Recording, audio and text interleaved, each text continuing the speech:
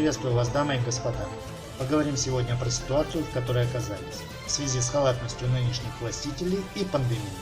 Сегодня мы рассмотрим некоторые темы, а именно: первое. Рецессия и Путин, давай, до свидания. Второе. Экономическая катастрофа. Третье. Об этих цифрах пропаганда не расскажет. Четвертое. Летим в пропасть, полет стабильный. Итак, недальновидная и порочная политика Путина из подручных привела Россию и население к упадку, экономической разрухе, падению морального духа и пониманию, что государство с ответственной властью на данной территории не существует. Поэтому, если граждане попадают в беду, помощи, кроме как от родственников, им ждать не приходится. Путинская клика полностью отстранилась от выполнения своих основных обязанностей по поддержанию граждан страны, попавших в сложную жизненную ситуацию, связанную с пандемией COVID-19. Особенно обидно должно быть гражданам, которые исправно платили налоги, кои и собираются развитыми странами, в том числе и для подобных нужд общества. Итак, на передовой, без поддержки, и первые, кто лицом к лицу столкнулись с трудностями, оказались такие отрасли, как туризм, общепит, мелкая и средняя, розничная торговля и сфера развлечений. Следующие идут за ними остатки банковского сектора, промышленность, в том числе и добывающие отрасли, далее автопром, крупная розничная торговля.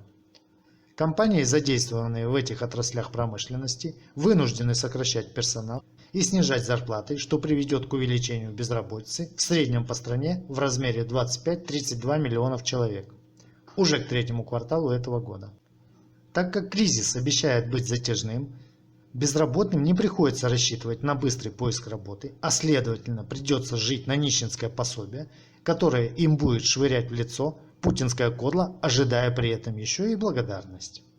Ну а тем временем на данном этапе пути помощь, которую посулило правительство в размере 2 триллиона рублей, оказывается недоступной для 3/4 предприятий.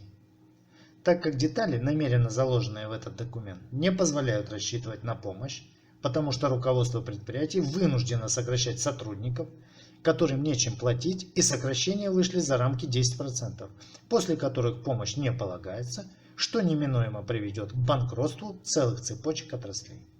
Все эти события приведут к глубокому упадку российской экономики, которая в третьем квартале этого года уверенно войдет в стагнацию, что выразится в увеличении безработицы, галопирующей инфляции, падении доходов населения, рост бедности и к моральному упадку населения со всеми вытекающими последствиями.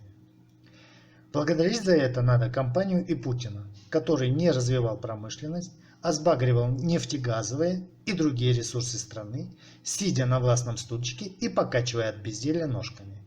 И занимался разборками с теми, кто претендовал на власть, желая что-то сделать, чтобы страна стала более экономически независимой, свободной, самодостаточной, благодаря чему сейчас чувствовали бы себя не хуже, чем в Финляндии, Германии, Швейцарии и других экономически развитых стран.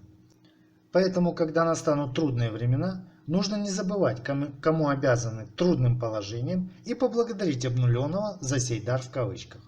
Кстати, Кудрин ждет падения экономики на 7-8, а ING и Citigroup прогнозируют только апрельское обрушение российской экономики на 20-45%, что вполне вписывается в общую картину нынешнего состояния дел, связанного с отсутствием всякой помощи бизнесу со стороны путинской кодлы.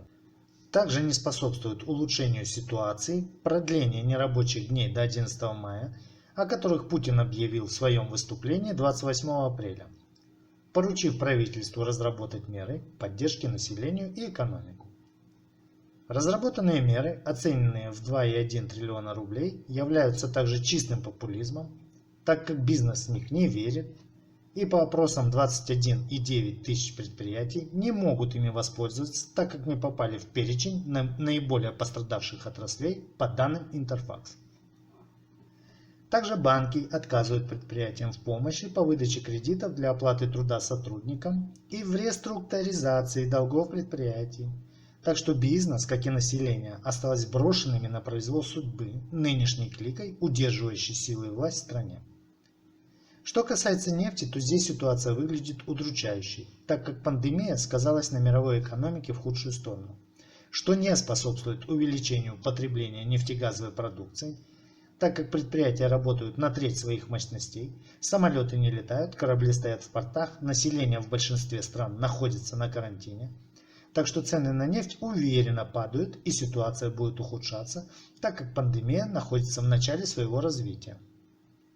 Что не добавляет оптимизма для российской экономики, которая, чтобы там не врали пропагандисты, зависит от поставок на внешние рынки энергоносителей на 78%. Сюда входят также нефтехимия, мазут и производные. Остальное занимает торговля другими видами ресурсов, такими как металлы, золото, серебро, платина, силикаты, руда и ее производные, морепродукты, сельхозпродукция, в основном пшеница и так далее. В сумме одна только нефть может создать дефицит бюджета в 2020 году, который может достигнуть 8,5% ВВП. Это ни много ни мало, а 9,1 триллиона рублей, то есть 46% бюджета страны. Напомню, до пандемии бездефицитный бюджет рассчитывался, исходя из цены на нефть, 40-43 доллара за бочку.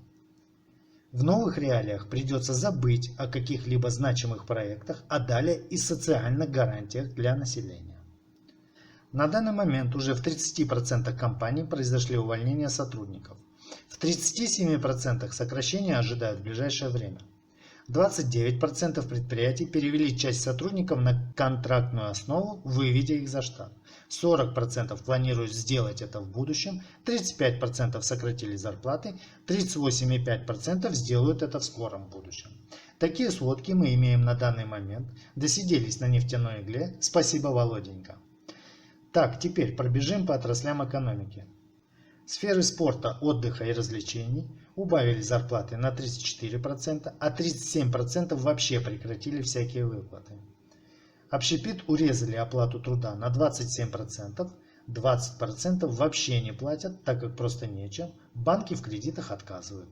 Отели урезали зарплаты на 27%, образовательные учреждения на 24%, розничная торговля на 44%. Продажи новых автомобилей рухнули на 30%. Вот это тот небольшой срез данных по экономике и предприятиям, которые люди с таким трудом создавали, несмотря на все бюрократические и фискальные давления, которые на них оказывала путинская узурпаторская клика. Кстати, есть такой индекс PMI, который отражает деловую активность. Показатель выше 50% свидетельствует о росте экономики, все, что ниже, о ее падении.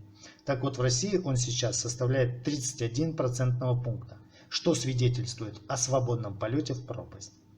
Кстати, это максимальное снижение с 1997 года. Так что двигаемся в правильном направлении, с учетом обнуления. Теперь по поводу того, что ждет российских граждан в плане покупательской способности.